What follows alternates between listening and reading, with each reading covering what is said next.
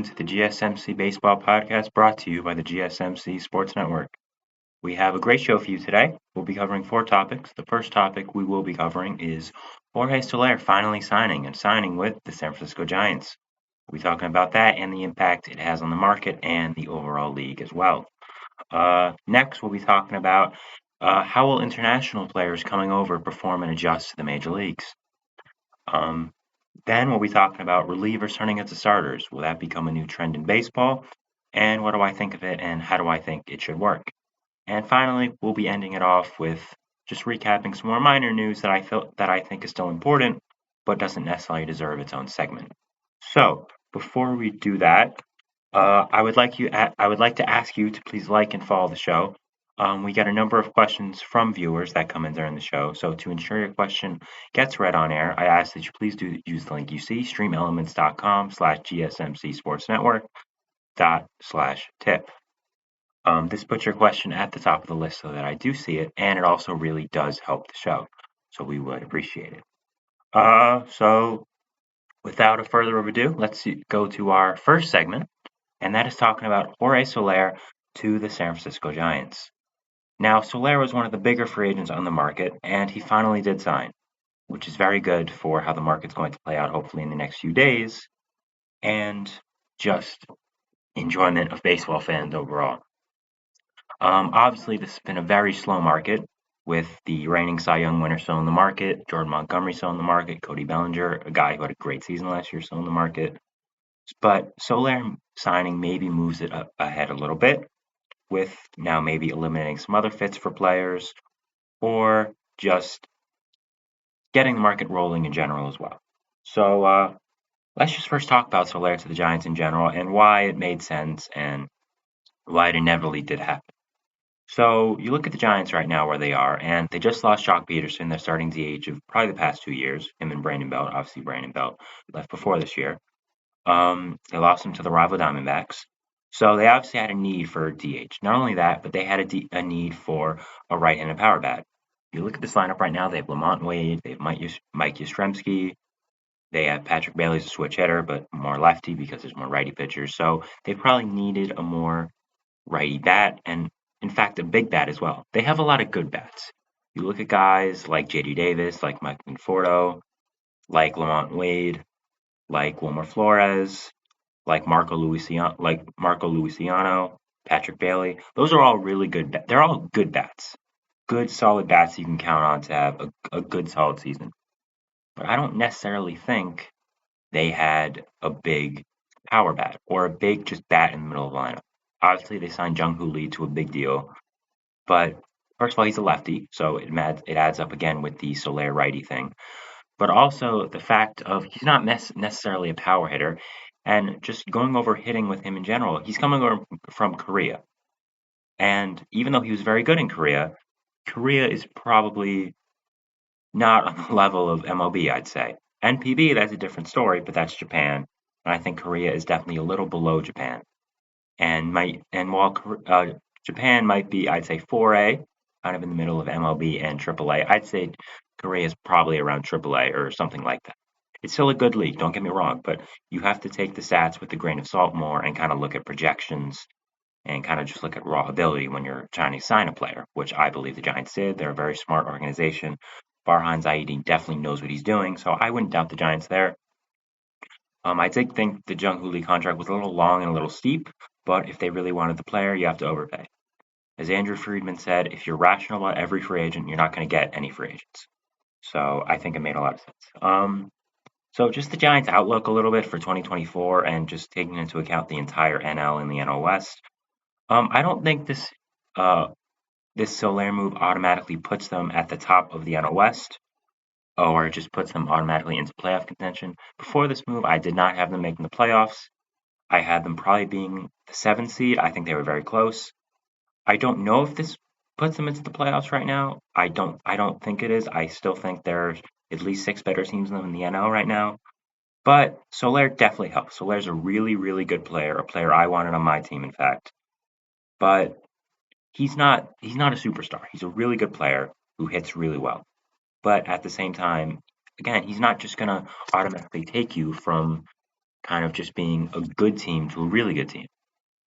Now, when taking into the West in consideration, I'd say they're probably still the third best team. I had them being third before this. I would say that's the same as well. I think the Dodgers are just so much better. I think anyone who watches baseball and who followed the offseason can't agree with that.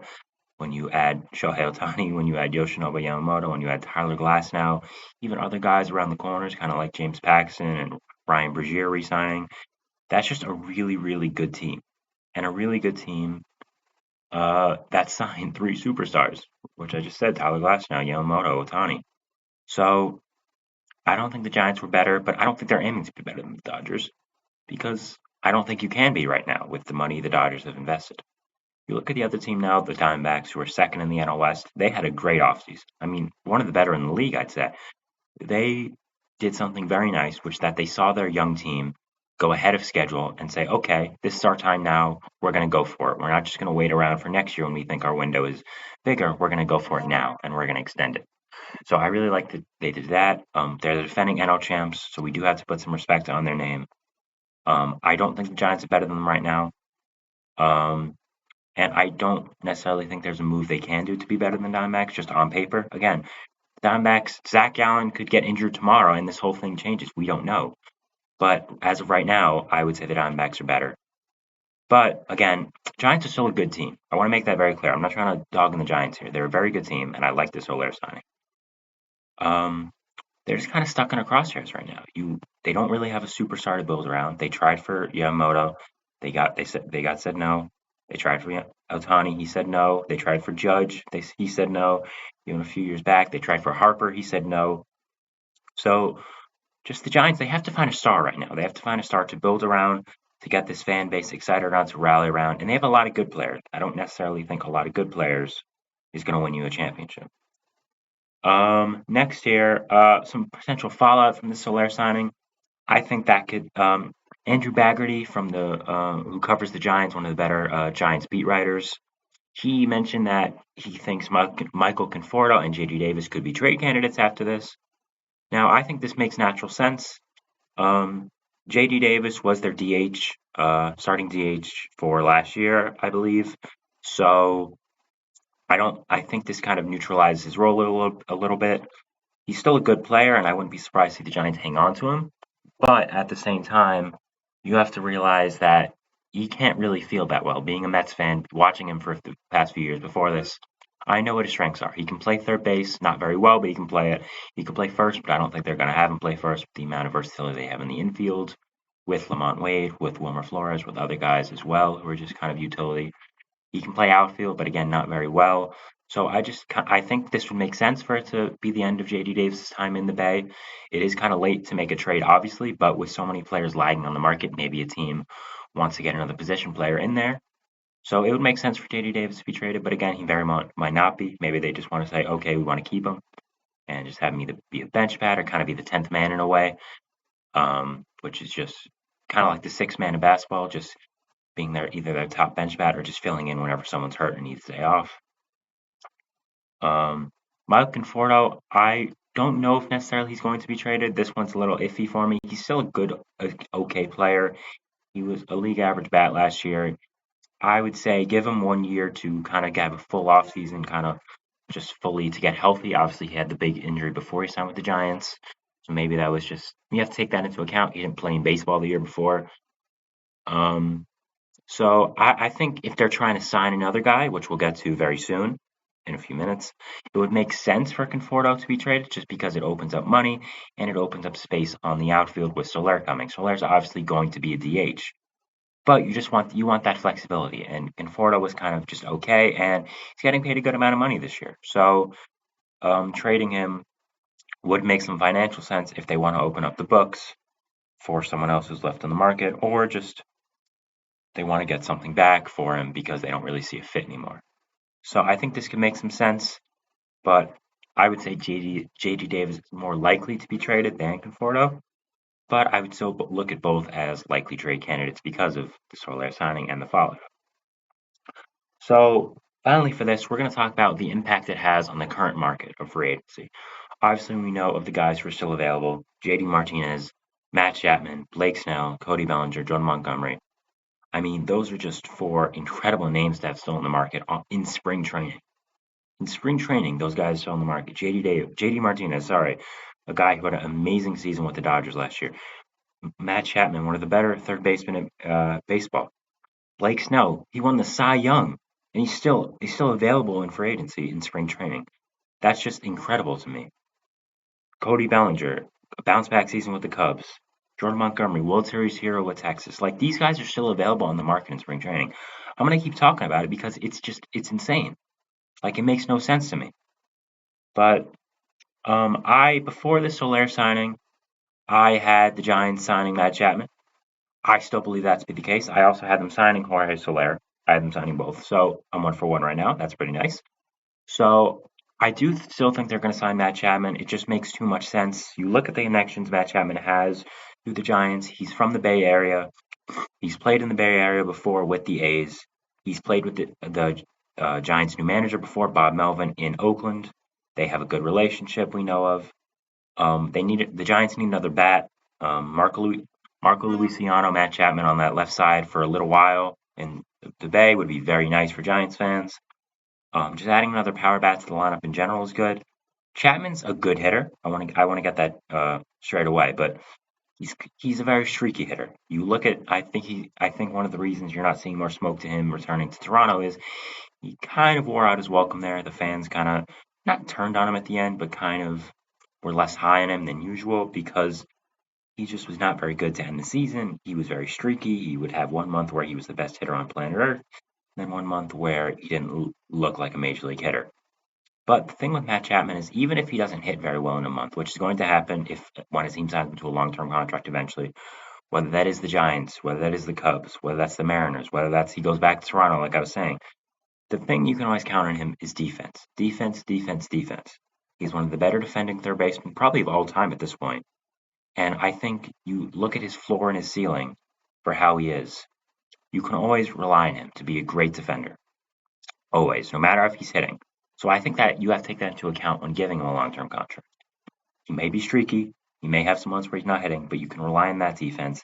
And defense is such an important thing in today's baseball, and I think it's really underrated by fans, and just how important it really is. Just other guys, JD Martinez. This obviously puts his suitors down a little bit if the other top free agent was signing. I didn't really think he was going to the Giants, but if you look at Martinez right now, I'd really say there's probably three fits for him. First being the Angels, where I did predict him to go. It just makes a lot of sense. They need a DH. They have a good young team, actually, in my opinion. Not a team that's going to make the playoffs, but just a good core. And I think adding Martinez could stabilize it a little bit, add some pop to that middle of the lineup. And if they suck, he can be traded at the deadline for a pretty good prospect, assuming he hits well. He also wouldn't have to move out of LA. Considering he played for the Dodgers last year, you would probably just take a little longer drive to the ballpark. Also, the Mets, I would look at the Mets to fit for Martinez. Not necessarily, I think necessarily just because they've been mentioned with him. I don't think they'll sign him. Everything I've read about the Mets is that they want to see what their young guys have, and guys like Mark Vientos, guys like Brett Beatty, even someone like DJ Stewart, who's a little older but who had a breakout season with them last year. So I wouldn't look at the Mets as a Martinez fit, but you have to mention them here just because they have been rumored. Uh, Blake Snell, Cody Bellinger, Jordan Montgomery. I didn't think they were signing with the Giants, but I think this just puts the icing on the cake for that. They are definitely not anymore. I mean, they signing Soler, I think puts them out of I think puts them out of Snell, puts them out of Bellinger, puts them out of Montgomery. I didn't think those made sense. Bellinger especially didn't really make sense with the signing of Jung Hoo Lee, who is signed to be their center fielder. Farhan Zaidi and the Giants don't really like giving out long-term starting pitching contracts, really, unless it's kind of an outlier with like Yamamoto was. Obviously, he didn't end up going there. He went to their division rival. So I don't think this affects the market too much, but I do think it affects it with Chapman a little bit because the Giants may not be willing to go to as high as a price for Chapman before. But I think Chapman's market is already falling considering the fact that he's still in the market in spring training, which is kind of insane. Again, I'm going to keep mentioning it because it is. So I would look at that. So yeah, that's the end of segment one. We're going to take a little break here. But before we do, and then we'll go to our next segment, which is going to be about international players, how they're going to be adjusting to the MLB, and what the process for them is going to look like. So here's the first break, and we'll see you after that. I feel like I'm losing my mind. Is everybody in the world blind?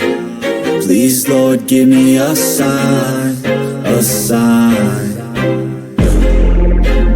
I feel like I'm losing my mind. Is everybody in the world blind? Please, Lord, give me a sign, a sign. I wanna be the greatest. Everybody on the fake shit. I look around and feel like everybody is the fakest. I make this every day and I'm impatient, hoping one day I blow up from the basement. Statement, the top is so vacant. I don't hear shit that I think is amazing. Waiting for my day when I'm playing sold out shows for 1,000 faces. Hey, give me that crown, get in my way and to be put down. It ain't your place, all this my town. If I want that shit, then I'll get it right now. I'm losing it, the noose it fits. I'm losing shit, a stupid myth. You choose to live or choose to dip. You choose to fight or lose your grip and lose a gift. I feel like I'm losing my mind. Is everybody in the world blind? Please, Lord, give me a sign, a sign. I feel like I'm losing my mind. Is everybody in the world blind?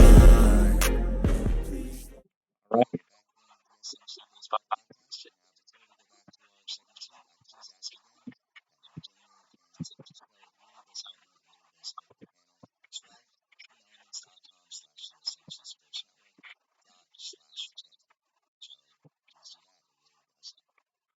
So now we are back for segment two, which is a little bit of just a thought piece I had, just a little bit of a conversation starter as well. International players coming over from different leagues, MPB, Korea as well, some other ones. How are they going to adjust to the MLB? Obviously, it's a big adjustment, and with more international players in the league probably ever before, not just from Hispanic and Latino countries, but with Hispanic players, you're getting more Asian players like Korean, Japanese. So I think it's just a really exciting time for baseball with how much different cultures and people are in the league. And I think when looking at this, though, you do have to look at how players are going to adjust to the team, the league, and just the different opponents and stuff like that as well. So first, we're going to start off with Mr. $325 million, Yoshinobu Yamamoto. Now, Yamamoto is probably the greatest Japanese pitcher of all time, I'd say. Even though he wasn't there for that long, he is still probably the greatest Japanese pitcher ever, which is why the Dodgers gave him $325 million. And that's why another team also gave him $325 million. That's why another team offered him $300 million. So he got two offers, $325 million, and another offer of $300 million. I'd say that means teams expect him to do really good. I think this is going to be pretty quick. I expect him to adjust pretty perfectly. He got that money for a reason. It's because he's really, really good, and he's going to be really, really good in the MLB. He has some of the better pitches we've seen: fastball, forkball, just some incredible pitches, incredible stuff coming over. And really, when you're trying to project pitchers coming over, you want to look at stuff because stuff always plays. And he has some of the best stuff we've seen in years. And I really believe in him being really good. That's why I pushed for my team so hard to sign him. Unfortunately, we came in second, so nothing we can do about that. But I think he's going to be great for the Dodgers. I think he's going to be a top three pitcher in the league fairly soon. I mean, I really can't say enough stuff how amazing he is. Teams maybe. I think a lot of fans were wondering, well, this guy hasn't thrown a pitch in the major leagues ever. Why are they giving him this much money? Which I think it's a fair thought, but we'll watch him play and we'll see very soon why so many teams offered him so much money and why the Dodgers, one of the better organizations in baseball, probably the best organization in baseball, gave him $325 million. Next, talked about him before, Jung-Hoo Lee. So Jung-Hoo Lee's different because obviously he's an outfielder and he's hitting and he's from Korea, not Japan. So Korea is, I would say, a little lower than Japan, as I mentioned before. I'd say it's probably AAA, while Japan is probably 4A. So I would think it makes sense that he might have a little bit more of a learning curve. Now the Giants gave him a 6-year deal, which was not expected at all. What I saw most people expecting was around a 4-year, $80 million contract. Now, most people had him going to the Padres, as as it made too much sense. The Padres needed outfielders. They saved a lot of money with Soto being traded, and he was best friends with their shortstop, second baseman Ha-Seong Kim, both playing in Korea together. So that made sense. But going to the Giants was a big surprise until we saw the contract, which was enormous. So now I think the Giants are a really good organization. So they must see something in Jung Hoo Lee that I don't. Now, I think he's a really good player, and I think he's going to be a good player in the MLB. It's just 6 years, $113 million is a lot of money. It's a lot of money for a guy who come over from Korea, who was a really good hitter in Korea, really good defender. But again, Korea is not the toughest league in the world. He had some ankle problems as well. He fought last year, which may have some negative effects on his defense, which is where a lot of his value lies. He's going to be a center fielder here again, unless his ankle problems flare up. Now, if his ankle problems do flare up, I think that's a big problem for the Giants because, again, most of his value, I'd say, comes from being a great defender. I think he's going to be a really good hitter in the league, maybe like 110, 115 WRC plus guy. Weighted runs created plus, which is the set I like to use most for hitter evaluation and see how good they are. I think he's going to be a good player, but I don't know necessarily if he's going to be a superstar or a star. So I thought the contract was a little much, and I think he's going to have some trouble adjusting. But the Giants are a really good organization, and if they see something in him that made them give him this contract, I trust them. Next, we have Shoto Imanaga. Now, Imanaga is another interesting case because at the start of the season, we were all expecting him to get around $100 million, maybe a 4-year deal, something in the ballpark of what Kodai Senga the Mets got. But as we learned more of Imanaga and got more to his signing deadline, we realized he probably was not going to get that. And he got a really weird deal with the Cubs that has a lot of different factors and different incentives. And that kind of is an issue with me. I think it raises a lot of red flags. Um, Imanaga is a really good pitcher. He has a lot of good stuff. He's older, so he knows how to just work the strike zone, kind of be that type of pitcher. But he needs to fix his Omer issues. He needs to fix the home runs. I think that was the big reason why. He gave up a lot of home runs in the MVP, a lot. And now you're going to the MLB where the hitters are much better. It's going to be a problem. And I think that's why a lot of teams didn't give him the contract people from the outside were expecting. Now, I think this is a good sign by the Cubs, I will say. I'm a little nervous because of all the stuff they did give him. But at the same time, the Cubs needed a starter, and if they think they can develop Imanaga to be a really good starting pitcher in the MLB, it makes sense. They lost Stroman. They needed another guy in there to match with Justin Steele, who had a breakout season last year and is undoubtedly an ace in the league right now. So I get why they signed him. I'm just a little worrisome because of the incentives in his contract and just kind of the whole contract structure. It kind of signals worry to me about the Cubs and what he's going to do in the MLB. But I think at its very worst, it's only a 2-year deal. I may be reading that wrong because the contract's very confusing. But so if he's not that good, they could just move on quickly. But it's still one of their bigger signings, probably their biggest signing. I mean, the only real signing they had other than that is Hector Neris. They could re-sign Cody Bellinger, but again, that might not be. We don't know about that, and that might not be for a little bit. So I think they're banking on him to be good, as they should be.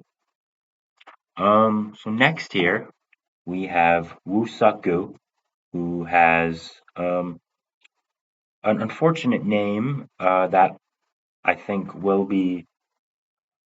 I think it won't be. Sorry. I think it'll be not great if he struggles in the MLB. Let's just put it that way. For fans. But I think he's a really good pitcher. He's coming over from Korea, one of the better Korean relief pitchers. The Padres signed him to a 1-year deal, kind of really low risk. So yeah, I mean the Padres, as we're going to move down here, they're going to see this. They are very in touch in the international market, which I think is good for their fans. They were big on Senga before he signed with the Mets last year. They signed Ha-Seong Kim a few years ago, obviously, and that's turned out really well. And they also signed Yuki Matsui, who we're going to talk about next. So Usaku, I think, is a good addition to the Padres bullpen.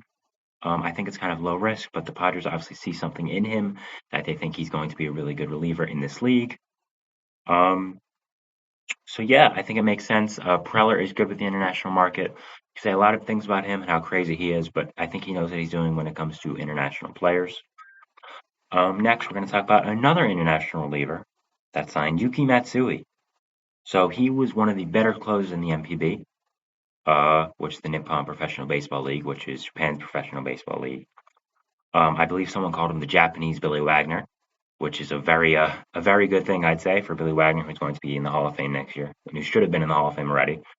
Want to make that clear about Billy Wagner. Him not being in the Hall of Fame is a travesty, but we'll get to that at a different time. Matsui signed a 5-year, $28 million deal. I thought it was a really good deal. I expect him to get more.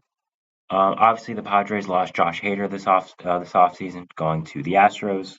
We never thought they were going to re-sign Hader, but they still needed a reliever, a lockdown one, and specifically a lefty one. If they believe Matsui can be that guy, and which I think they are believing because they gave him a 5-year deal, um, you're replacing Hader at a really good value here. $28 million, that's not a bad deal. If I don't expect him to be the lockdown guy he was in MPB, but he's still going to be a really good lefty reliever, I'd say, and maybe a pretty good closer in this league. So I like the signing here by the Padres. He has good stuff, I think. I think he'll adjust well to MLB. Same with Woo-Suk-Gu. Again, I think the Padres are good with this kind of stuff. You've seen how they've done it with Ha-Sung Kim. Even Robert Suarez, a guy who came over internationally. He adjusted well and he became a lockdown reliever for them. Was injured last year, but I think he'll get better this year and be a closer and be kind of the Hader replacement. Next we have, I really hope I'm pronouncing this name right. If not, I apologize. Naoyuki Uwasawa. He signed a minor league deal actually with the Rays, which is very interesting here. So he was kind of a innings eater in Japan. But there were some rumors that he did get posted, and there are some rumors that he would get a major league contract. Of course, he didn't. He got a minor league contract with the Rays. Just looking at him now, he just kind of needs better stuff in general. He had really good results in the MPB, but at the same, he does need some more better stuff if he is going to succeed in the MLB. Now he did sign with the Rays because he likes their pitching development, which I think was a good decision by him. He said he turned down some major league contracts to sign with the Rays, which again I think is a very good decision. The Rays are one of the better organizations in baseball, especially for pitching development. So I like this a lot for him. I think if anyone could develop him, it's the Rays. They obviously see something in him to give him a contract.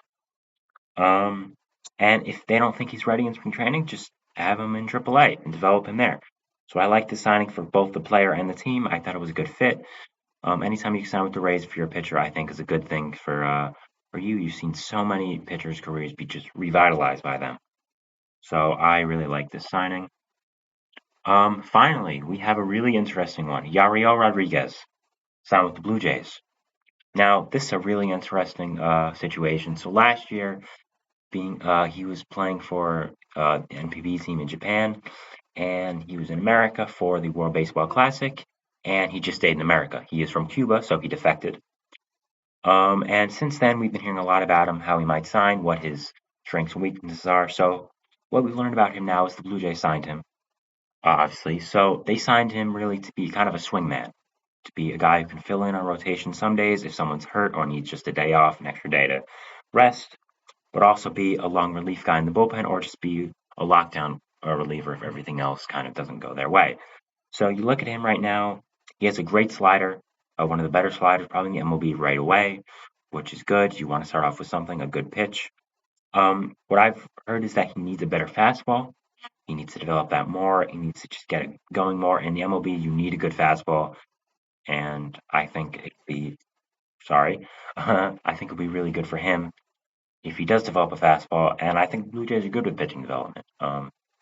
Seen with the past few years, you've seen how their rotation is right now. I think they know what they're doing.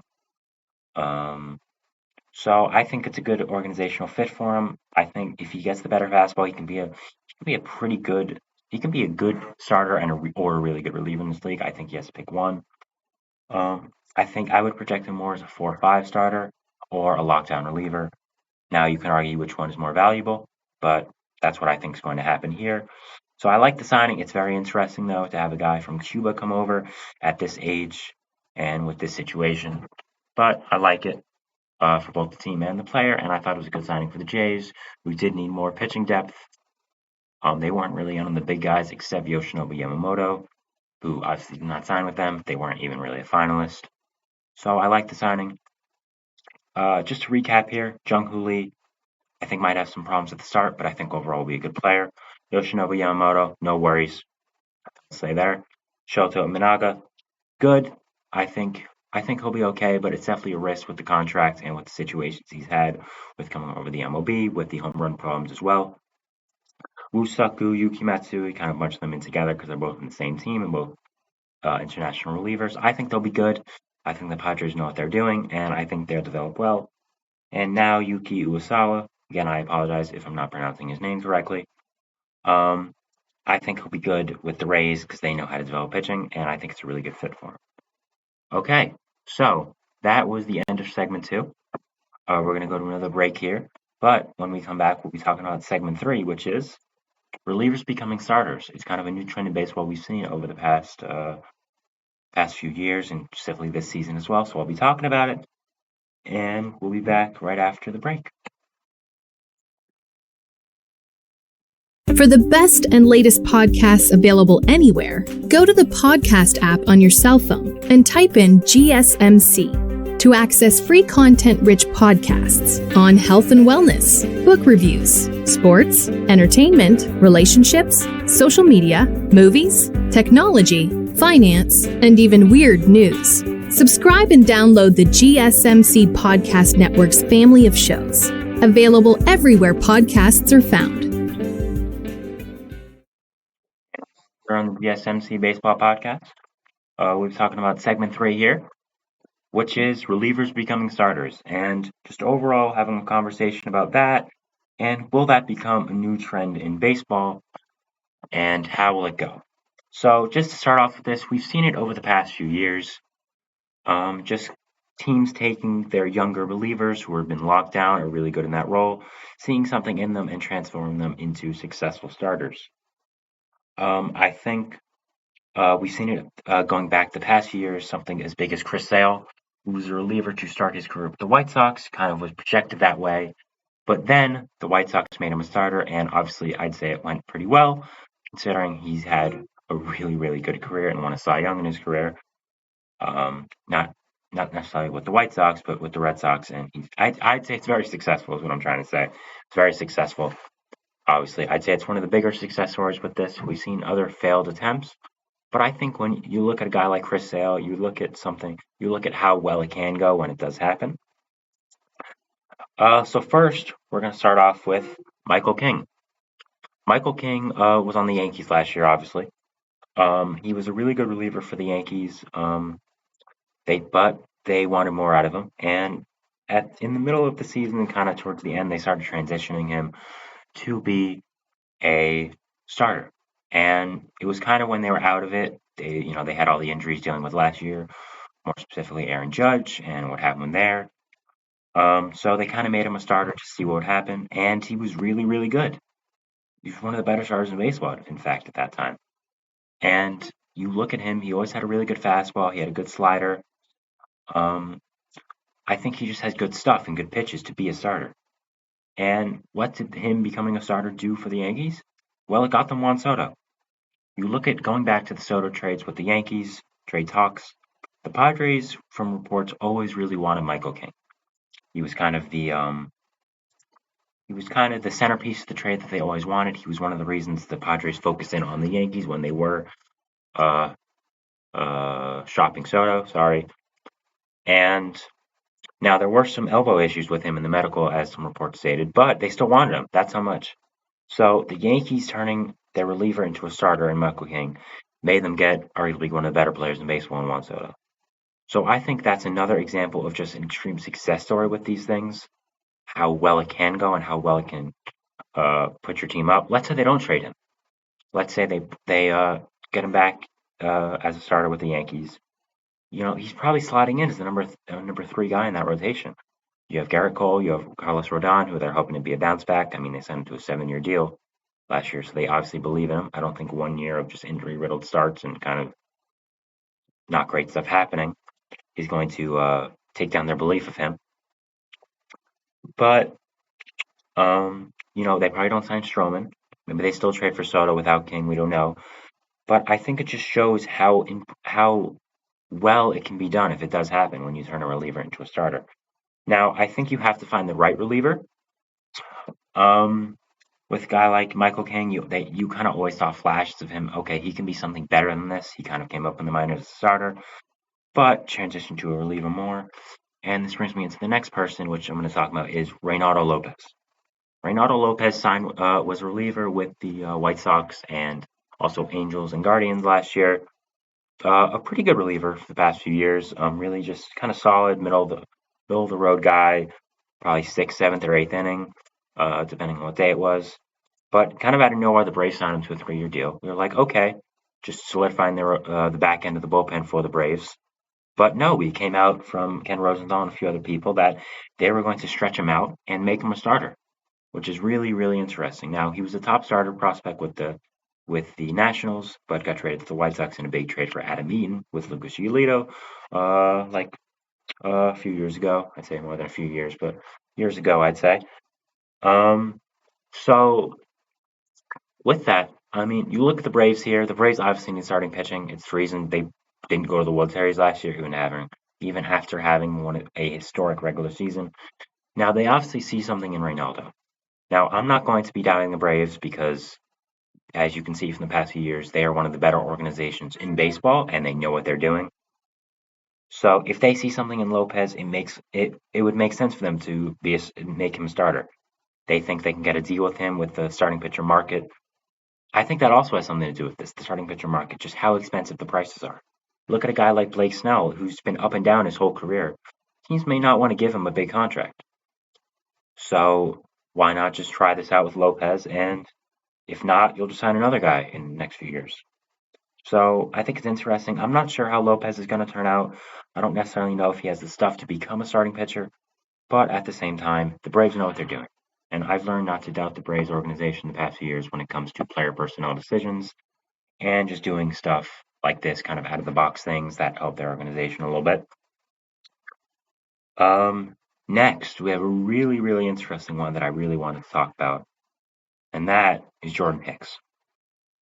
Now, Jordan Hicks is a really interesting case. So obviously came up with the Cardinals as a top prospect in that organization, kind of came up as a starting pitcher. He was always a flamethrower. He still is a flamethrower. He can throw 102 around pretty consistently. And turning that into a starter, that's kind of scary if they really think he can do really well. So obviously the Giants know what they're doing. I'm going to say that again. I think Giants I said this with the Braves, but the Giants as well. They're a really smart organization. They know what they're doing. They know what they're talking about. They know how to get stuff done. And I don't know how I feel about transitioning Hicks to a starter.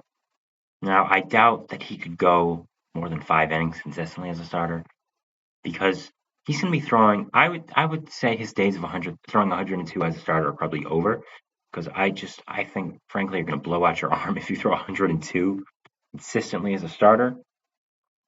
As a reliever, obviously pitching 1 inning, it's very, very different. So I think you have to take that into account. But yeah, I mean, the Giants don't like giving out long-term starting pitcher contracts. We mentioned that before. So they saw something in Hicks. They're like, okay, if we can turn this fastball and a few other pitches into kind of a starter's repertoire, it can make him a really good pitcher. Now, I think this is kind of a question move again because just because he's throwing 100 miles per hour, you're turning a guy who throws 100 miles per hour into a starter. I think it's a really interesting thing. It's kind of questionable by the Giants, but again, they know what they're doing. Farhan Zaidi's a smart guy. Now, I think it's going to take a little time for Hicks to develop, kind of stretch out in spring training, be a starter. And Now, the interesting thing is I don't think every team viewed Hicks as a starter. I think it was really only the Giants and maybe a few other teams. We heard of teams interested in him, like the Blue Jays, the Astros, the Rangers, the Yankees. Now, I don't think any of those teams had him pegged as a starter, but obviously the Giants did. So they obviously see something in him. They think if we can harness this guy who has such elite stuff, just pure elite stuff, maybe some of the better stuff in the game today, um, we can make him a lockdown starter. And we can, kind of get a bargain here. Like I said before, the starting pitching market is just so inflated nowadays because starting pitching is so important. You look at guys, so much more injuries in baseball, especially last year with the pitch clock. I think that had a lot to do with it. Just throwing just more and more till your arm kind of gives out because of the less time you have. So they want, teams want more cheaper contract starters, which I think is one of the main reasons the Braves did what they did with Reynaldo Lopez and what the Giants did with Jordan Hicks. So, yeah, I mean, looking at it kind of from a different end of the spectrum here, you have Mason Miller. Mason Miller is the top starting pitcher prospect for the A's, kind of like Jordan Hicks, threw really hard. But he had some injuries last year, and because of that, they're making him a closer for this year. Now, the A's obviously aren't going to do anything this year. They're really, really bad. I think we know this. I don't think they're going to have 1,000 fans at their games because of the whole situation with their fan base and them leaving their market. So I think obviously their fans are not very happy about that. But I think this is something interesting as well. Taking a guy who was a starting pitcher prospect, either didn't work out or in this case had injuries, and making him a closer for this year, just to see how his stuff can play and how he can pitch. I think the A's are going to turn him back into a starting pitcher next year. So maybe they just want to get him innings. I don't think they're going to be closing. He's going to be closing much games out for the A's because, as I said before, and as any baseball fan knows, the A's are not very good. So I don't think there's going to be many games to close out and kind of save in a way. So it makes sense. But I think it's interesting to look at it here with another side of the spectrum, another side of this conversation with the fact that, okay, it's not just relievers turning into starters, it's starters turning into relievers. Even if it's for a short time, you maybe want to preserve their arm if they're younger. You see something in them that, okay, maybe they're not necessarily a starter, but they can be more of a closer type, more kind of like that. Now, taking it to another person like Adbert Alzolay with the Cubs. He was a starting pitcher prospect, a guy I was really high on. I loved his raw stuff. I loved what he did as a pitcher, but they made him a closer, and he's now one of the better closers in the league with the Cubs. He was just really, really locked down last year, and I think relievers turning into starters will become a new trend in baseball. I think you have to pick the right pitchers for it. Not every reliever who's young and used to be a starter is built for it. But I think a lot of people are, and I think you're going to see teams start to do this a little more, kind of stretch out relievers, kind of quietly make them into more starter type roles, kind of get them into hybrid reliever roles. And I think you could also do it the other way, taking a starter to a closer because you want to make him a closer, but then also taking him back from a closer to a starting pitcher. Now, I want to make it very clear that starters turning into closers and relievers has been a thing for as long as baseball's been around. This is not a new thing. But I think it's really interesting to see if teams take younger guys who they want to limit innings on and make them closers at first, limit injuries, then when they get going, slowly turn them into starters, kind of like the A's are doing with Mason Miller, and kind of doing something similar with that. Maybe it's not exactly what I'm talking about that they're doing, but it's still something that it's really interesting to me. I don't know what's going to happen in the future with it. Next here. Sorry, not next. Just to recap a little bit. Sorry. Michael King. Again, Yankees making him a starter from a reliever got them one of the better players in baseball. Just you look at the butterfly effect. I love butterfly effects in baseball, and I think this could be one of the cooler ones in years if Juan Soto does remain a Yankee, or just has a great season with the Yankees as well with this year. Reynaldo Lopez, an interesting one with the Braves. They were kind of lacking starting pitching, and their answer to starting pitching this year is to get Jordan Hicks. To get Reynaldo Lopez and make him a starter. That was kind of interesting and kind of iffy, but you know what? I'm not going to doubt the Braves. They know what they're doing. Jordan Hicks, a really, really interesting one. I'm going to do a little more research on this one as well. just because I'm really interested. But I think it's something really fun to look at. Can you make a guy like this who throws 102 consistently out of the bullpen a starter? Can you harness that stuff to make a lockdown starter? Um, a 2 or 3 guy. The Giants kind of had they're going to have some injuries. You have Alex Cobb, Robbie Ray, both really good pitchers, but they're going to return in the second half of the season with the Giants. So you want some stability in that rotation. And I think if Hicks can become a really good starter and kind of not be injured as well, he brings that to you. For Sale, just going back in the past, he was one of the bigger success stories with this. So it goes back as well. So I think it's something baseball teams have done in the past. They're going to keep doing.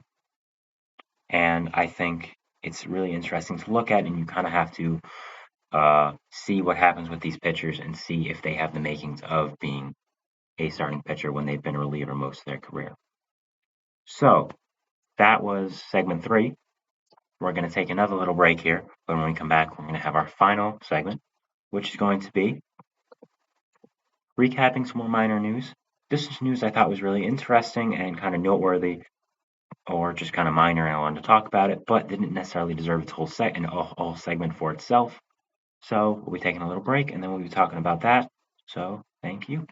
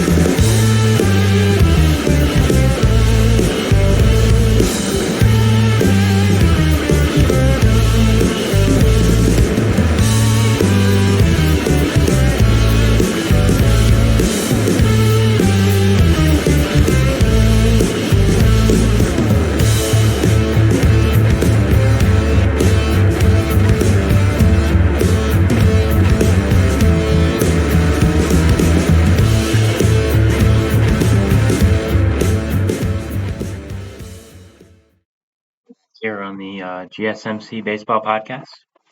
Oops, sorry about that. That was some background noise. We are going to be doing our last segment here, which is just recapping some minor signings. Not necessarily minor signings, just minor moves and minor news around the league that I wanted to talk about and I thought was interesting, but again, didn't necessarily deserve its own segment for itself. So the first one here, Jesse Winker. Jesse Winker signed a minor league deal with the Nationals. I think this is a really interesting thing. Jesse Winker obviously was a really good player with the Reds a few years ago. Was an all-star, I believe. Just a really, really solid player. Could never really hit. Was one of the better players in the league against right-handed pitchers. Was just really good in that way, in that role for the Reds. Got traded to the Brewers. Didn't go very well. Got traded to the Mariners. Didn't go very well. Now is signing a minor league deal with the Nationals. It's kind of similar to what the Nationals did with Joey Gallo before in the offseason, signing him. Both are left-handed bats who have struggled in the past, and they're hoping they can get something out of them. And if the Nationals do, they can either make them a part of their core, which is coming up in the next few years because of their rebuild, or trade them at the deadline for someone good and try to rebuild that way. So I thought it was interesting, especially for the Nationals to sign Winker of all things. So yeah, I thought it was interesting. I thought it was a good low risk signing for the Nationals for a team that really needs it like them. Next, we have the Yankees. They claim Jordan Groshans off waivers. He's a former top Toronto prospect, which is why I wanted to talk about this. He was involved with a trade to the Miami either a year or 2 years ago for some relievers. Now he had fallen off in the prospect rankings a little bit. He struggled to hit in the major league level. That was the same with Toronto and the same with Miami, both in AAA and the major leagues. But I think it's interesting. The Yankees claiming him out of all people. Maybe they see something in him. Maybe they just wanted some depth. Overall, I just think it's interesting. The Yankees have done this a lot this offseason, just claiming guys to add depth to that rotation. Not rotation, sorry, the roster. I mean, they claimed Jeter Downs before in the offseason, which is hilarious considering claiming a player named Jeter off waivers is very, very funny because Jeter, you get it. Also, he was the top Red Sox prospect, so he was part of one of the big parts of the Mookie Betts trade, so that was fun. I guess that was very fun for Red Sox fans to watch that. But yeah, I just think it's interesting while the Yankees keep doing this. I just think it's depth, and maybe they see something in him, and maybe they, yeah, maybe they think they can fix him in a way. I think it's kind of a nothing signing, but I think it was interesting to talk about just because of the history there. The Angels, another interesting one that I want to talk about. They gave an MILB deal, minor league deal, to Drew Pomeranz. So he signed a big contract with the Padres a few years ago. Was pretty good to start out with, but kind of fought injuries the past 2 years. But as I said before, that was pretty good. The Angels have been building a good bullpen this year, signing Adam Simber, giving a big deal to Robert Stevenson, who probably slots in as either the closer or the number 2 guy. They have Carlos Estevez, who's a really good closer as well. So yeah, I think it's interesting. I thought, if it's an MILB deal, so if it doesn't work out well, you can just move on. But I thought the potential was really interesting there with just his history. So yeah, I thought it was interesting for the Angels. I thought the potential for it was interesting. Um, I think he could be really good. I'm not sure if the Angels are the organization to bring that out of him, but I still think it was interesting and a good low risk signing for Halos. Daniel Bard, reliever for the Rockies, one of their good players, which is not many, but one of their good players. He tore his meniscus, which is pretty rough. Yeah, he's out a few weeks now. I think he's going to be a major part of that Rockies bullpen. Probably the only part because, again, they're really, really bad. But he could have gotten a nice prospect at the deadline. So I think this is kind of a little bit of a hit to the Rockies if he doesn't perform well after the injury. But again, it's the Rockies. They're kind of just there. They don't really do much. They just kind of exist. But I still thought it was interesting because he is a good reliever, and he is good. Excuse me. So yeah. Corey Knebel, the White Sox. Corey Knebel signed with the White Sox. This is another interesting one. He was a really good pitcher with the Brewers, with the Dodgers, with the Phillies. Really good reliever for a little while. Closer, eighth inning guy, setup guy, just late inning guy. But he fought injuries. The White Sox signing was interesting. Obviously, the White Sox are not going to be very good, but they're kind of taking a flyer on him, seeing if he can bring something out. They can bring something out of him, and then probably flip him at the deadline. They've done this with some other players as well, kind of like Jesse Chavez, like Paul DeYoung. Just kind of getting low risk guys and trying to see if there's anything left. And if there is, they can flip him. And if he performs well, they can flip him for the deadline and get a good prospect. And if there's not, they just move on. And it helps their tank because the White Sox are obviously tanking. They're rebuilding phase right now. They're not very good. We've all heard this before. We know this. Makes sense. They also signed Dominic Leone. He was a pretty good reliever for my Mets last year, which I did not expect. It was interesting that he didn't get a bigger signing. He played with 3 teams, played with the Angels, and he played with the Mariners. Good signing for them. Again, just a good, fine reliever in the bullpen who, if he's good, they can flip him at the deadline for a solid prospect, and if he's not, they just move on. These are the type of moves I like rebuilding teams making. Teams like the White Sox. So I like this a lot. I like what they're doing. I've liked what Chris Getz has done so far as running the White Sox. I like that he's held on to Cease until he gets a prospect or a package he really, really wants. I like the Aaron Bummer signing, getting all those depth pieces, just fill out the roster, and maybe some of them can be good, like a Michael Soroka. Next, the Twins. They signed Jeff Brigham, just another part of that depth piece of that Twins bullpen. Trading for Justin Topa a few weeks back with the Mariners was really, really interesting. I thought it helped their bullpen a lot. They haven't done much moves this offseason, but the moves they have, I really did enjoy. So, yeah, I just think it was a nice, solid depth move for them in Minnesota. I like what they're doing. Next, we have something really, really interesting, which I want to talk about. It was kind of brewing for the past few months, but it finally did break here, and that is Rintaro Sasaki going to Stanford. So now, a lot of you, probably, I would say most of you, don't know who Rintaro Sasaki is. So he is probably the top Japanese prospect. Uh, yeah, he's probably the top Japanese prospect. He's 18. So usually what Japanese prospects do is they go into the MPP draft, they get picked, they go with their career to the MPP, and if they're really good, they go to the MLB a few years later. But no, what he did was he did not go to the NPB draft, and he went straight to college, American college, Stanford. He went to Stanford. So, um, yeah, I think this is really interesting for him. He's going to be a top pick in whatever draft he's coming out of. I believe it's 2026, 2027. It's a really power hitting first baseman. I think it's going to be interesting to watch over the next few years if he if this becomes a trend in baseball with younger Japanese players or international players, as a matter of fact, not going to their own leagues, but going to colleges in America and then getting drafted in the MLB and kind of going their career course like that. Yeah, so I think this could start a precedent here. It's kind of the opposite of what a player like Carter Stewart did with the Braves. He got picked high with the Braves, couldn't come to an agreement on the contract. They didn't give him enough money, so he went to Japan and pitched over there and kind of got a major league contract right away and made some good money. But Rintaro is kind of doing the opposite, going to the MLB draft, going to get picked in the draft, obviously, probably going to be a first round pick in a few years.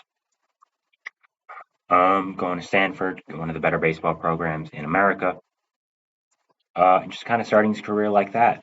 I think it's going to be, intriguing. I don't want to say interesting again because I've been saying that a lot. Intriguing to watch if this becomes a history with baseball, something new to happen with international prospects, and how it turns out. Will he flounder at Stanford in, leagues like this, or will he become really good and kind of inspire a new generation of Japanese prospects to do this? I know Otani considered doing it before he did going to the MPB because they promised him he could do both hitting and pitching. I'd say that worked out pretty well for his career. So yeah, I just thought it was on the radar news story that was really interesting to watch and really interesting to think about. Just a top Japanese prospect going to the MLB draft, going to an American college, playing college baseball. So yeah, I really wanted to talk about it, and I thought it was super, super fun and gonna be super fun to watch over the next few years. What happens to him, and does this become more of a trend? Finally, some news that broke this morning: Justin Verlander, he's hurt again. He told some Astros reporters that he's behind in his schedule with throwing because he hurt his arm. So we don't know if he's going to be ready for opening day. Obviously, the Astros traded for him again from the Mets this offseason. Last deadline, I apologize, and going back to the Astros with this offseason. Now, he had some injury problems with the Mets. Obviously, he's not started off the season with them, and when he did come back at the start, he was not very good, which is why they probably ended up trading him. Yeah, also we had Tommy John, of course, before that, but then won the Cy Young, so I think that's all kind of done. But he's older. He has injury history with two Tommy John in his career. So I just think it's something to watch with the Astros. They're getting older. If Verlander's out, that pitching staff takes a big hit. They traded for him last deadline because they knew it was a unique situation for him to become available and to trade for him. Because of their pitching injuries and their pitching woes, really. So yeah, you look at if he is injured this year, if he does not pitch a lot or does not pitch well, I think it's gonna be looked at as one of the worst trades in recent history. The Mets got Drew Gilbert, who is one of the better outfield prospects in baseball right now. I mean, he hit so well with the Mets AAA team last year, in AA as well. He's gonna be starting with AAA. Will probably be up next this year. Be up later in the year, but I think he's going to be a star for the Mets. And the Mets traded Verlander because they knew they wanted to rebuild and get younger. And the Astros are the opposite. And trading a top prospect for a guy in Verlander who might not be 100% ever again, and who's older, and you could have just re-signed if you match the Mets contract, I think is going to be looked at as a really bad decision for the next few years. And if he is hurt long term, it also helps the Mets because they won't have to pay $17.5 million on his vesting contract, which is if he pitches 140 innings. The Mets are definitely rooting for that. And I think, the trade it was a very good decision to trade Verlander, of course. Now, in hindsight, because of the injuries, how older he was getting, or the Mets are. So, yeah, it's unfortunate for Astros fans. I do like the Astros. I'm probably in the minority in that one, but it's unfortunate for them. It's unfortunate for the team as they were really counting on Verlander to yank the rotation with guys like Framber, guys like Christian Javier. They added Josh Hader to the bullpen, of course. The pitching staff was probably going to be improved. So yeah. So just recapping, Jesse Winker to the Nats. I liked it. Yankees claim Jordan Groshans. Good depth move. Angels, Drew Pomeranz. I really like that one. I thought it went under the radar, and I thought it was a good move by the Angels. Something I thought maybe other teams should have pounced on. Daniel Bard, kind of a big blow to the Rockies, big blow to the trade market if he does come back and is not the way he used to be. White Sox signing some relievers. I thought those were good moves. Again, I like what the White Sox are doing right now. I like what Chris Getz is doing. I like how they started off their rebuild. Rentaro Sasaki, something super fun to watch. See how he does at Stanford. See what happens in the future with this as well. And finally, Justin Verlander getting hurt. Big blow to the Astros. We knew this would happen, though he is older. So I don't think it's that much of a surprise, but it is a big blow to the Astros because he was going to be top of the rotation and what they did trade to end up getting him. So for the Astros' sake, let's hope he does get healthy again and become the Justin Verlander we all know and love, and he anchors the Astros rotation again. So thank you so much for tuning into the GSMC Baseball Podcast brought to you by the GSMC Sports Network.